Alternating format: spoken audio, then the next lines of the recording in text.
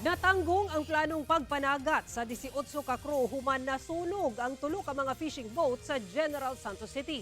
Kinigumikan matud pa sa gipaygayong pagtrabaho sa makina sa usa sa mga fishing boat. Ang detalye sa report ni Efren Mamak. Sa aerial video, kita ang kadako sa kalayong nga minamoy niining tulo ka nagtapad nga fishing boat sa usa ka pribadong pantalan sa Barangay Tumbler, General Santos City nga nagsugod pasado alas 2 sa hapon adtong Miyerkules. Tulo ka tuna boat na starting bag-o. Gikalisang kini sa mga residente nga nakakita bisan pa og distansya na kaayo sa lugar.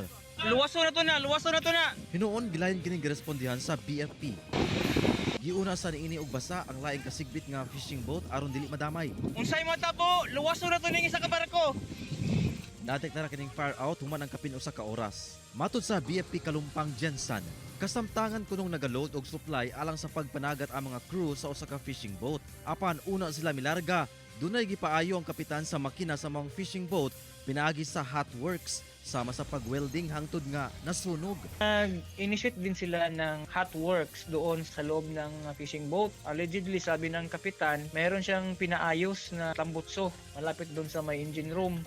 Doon din nagumpisa yung fire na naging dahilan ng pagkasunog ng fishing boat. Apan paspas midako ang kalayo og nadamay ang laing duha katapad nga fishing boats. Loaded na kasi yun ng mga diesel. Hinuon luwas ang 18 ka crew sa tulo ka fishing boats. Ginasuta pa ang kinadabok ang danyo sa insidente. Ginakuan pa og payag ang tag-iya sa maong mga fishing boat. Kauban si Gary Balantayog, Bong Vicencio, Efren Mamak. 1 Mindanao.